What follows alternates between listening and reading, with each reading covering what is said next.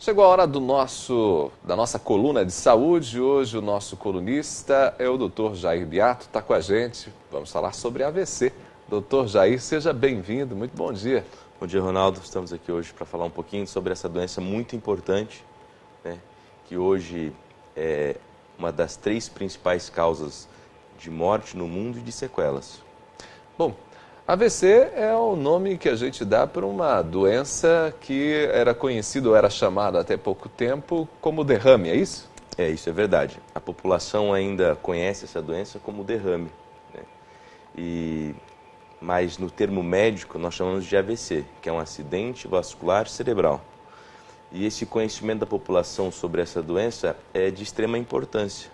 Como há pouco disse, é uma das principais causas de morte e sequela, e que a população não sabe reconhecer adequadamente. E com esse atraso no reconhecimento, leva a uma série de sequelas para esse paciente. E o AVC tem diferentes tipos, né? Sem dúvida, a gente tem 2 principais tipos de AVC. Aquele no qual a gente tem uma falta de sangue ao cérebro, que a gente chama de isquêmico, que é a grande maioria. A maioria, então, é isquemia. Isso. Falta sangue no cérebro. Falta sangue no cérebro, por volta de 90% a 85% dos AVCs, esse é o AVC isquêmico, é o que a gente chama de derrame, que a população chama de derrame. E os outros 10%, 15% é onde rompe um vaso dentro do cérebro da pessoa e ela faz um sangramento, que é o AVC hemorrágico, né? Mas a grande maioria é o AVC isquêmico. E esse sim, reconhecido rapidamente pela população, traz um benefício muito grande, porque hoje a medicina consegue tratar isso, diferente do passado, onde as pessoas achavam, teve um derrame, vai ficar com sequela mesmo. As pessoas achavam que não tinham o que fazer. Hoje é diferente. Hoje os hospitais estão preparados para atender esses pacientes de forma adequada e que vai minimizar ou até deixar sem sequelas. Doutor Jair, mas como que a gente identifica que a pessoa está sofrendo ou sofreu um AVC? Para a população leiga, são 4 fases importantes que a gente precisa saber. A primeira é a gente lembrar do rosto. As pessoas que estão tendo um AVC, ela pode ter como sintoma um déficit agudo, ou uma paralisia, ou uma fraqueza no rosto, no braço e na perna. Então, quando uma pessoa estiver tendo um AVC, a gente tem que pensar em algumas coisas importantes. Pedir para ela dar um sorriso. Então, a gente vai ver essa diferença, essa assimetria do rosto. Pedir para a pessoa levantar os 2 braços. Então, um lado não vai conseguir levantar, porque o AVC, na maioria das vezes, ou quase na sua totalidade, ela é de um lado do corpo. Não é isso? Pedir para a pessoa falar uma coisa simples, a sua idade, o seu nome, que ela vai ter uma dificuldade de fala, né? Esses são os principais sintomas que a população tem que perceber. Nós temos outros, como aquele paciente que de repente perde a visão, um déficit visual súbito, também é um sintoma de AVC, né? Aquelas pessoas que estão bem e de repente falta equilíbrio e consegue ter aquela tontura, também é um outro sintoma de AVC. Mas para a população de maneira geral, a paralisia do rosto, o braço não conseguindo levantar, é isso? E uma fala inadequada ou uma dificuldade de falar coisas simples é fundamental. Bom, dentro desse conjunto de sintomas, se identificou que a pessoa está tendo um AVC, você diz que se houver essa identificação rápida, é possível fazer o tratamento e ter um bom resultado, né, desse tratamento. Então, a gente está pensando em quanto tempo, doutor? No intervalo de quanto tempo para procurar ajuda médica? Isso é importante.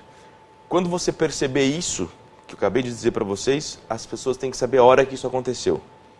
A gente sabe que se esse paciente chegar a um hospital que tem uma tomografia, um neurologista de plantão, até 4h30 dos sintomas, né, esse paciente está apto, ele pode receber uma droga que é utilizada hoje, que ela vai dissolver esse trombo que ocluiu o vaso.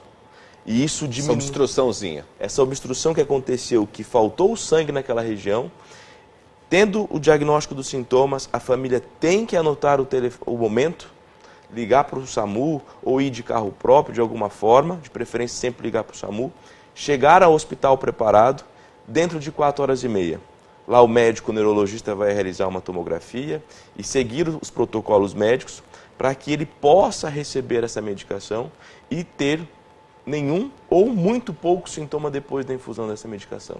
Então, é o uso de um medicamento, essa droga adequada que vai fazer vai dar o resultado necessário para que a pessoa, digamos, não tenha sequelas. Sem dúvida. A gente tenta comparar sempre hoje, quando a pessoa tem um infarto do coração, ela tem dor no peito, ela procura rapidamente o hospital. E lá ele vai receber uma medicação para desobstruir esse vaso do coração. Do cérebro é a mesma coisa. Então, tendo o momento do sintoma, chegar ao hospital de forma precoce, ser atendida por um neurologista e um médico emergencista, fazer uma tomografia e receber a medicação, faz com que esse paciente tenha uma chance muito pequena de ficar com sequelas. Bom, doutor, para a gente concluir essa nossa conversa, isso também precisa a pessoa considerar o hospital que faz esse tipo de tratamento, né? Porque nem todos estão, digamos, habilitados para fazer esse tratamento para AVC, né? Sem dúvida. Hoje a gente sabe que são poucos hospitais no país, né? No Paraná e em Maringá. O nosso serviço hoje do Hospital Santa Rita possui esse atendimento. Nós temos um pronto-socorro neurológico, nós temos uma UTI neurológica. Então, o doente é assistido desde a chegada ao pronto-socorro até o atendimento da UTI, porque esse paciente vai para a UTI e vai receber os cuidados da terapia intensiva e depois no acompanhamento dele no hospital. Muito bem. Bom, eu gostaria de agradecer a sua disposição de vir aqui. Eu acho que é importante, quem sabe, num outro momento, a gente falar, inclusive, sobre esses 15%, né, de outros tipos de AVC, como que funciona, o que acontece. Mas, por hora, muito obrigado. Muito obrigado pelo convite e vamos voltar aqui sim. Dr. Jair Beato conversou com a gente dentro do nosso Ponto com News e nós ficamos agradecidos pela sua companhia. Esperamos que você continue com a gente aqui na Band Maringá e esteja com Ponto com News na próxima segunda-feira às 7 horas. Uma excelente sexta-feira, um bom fim de semana, aproveite bastante, a gente se fala.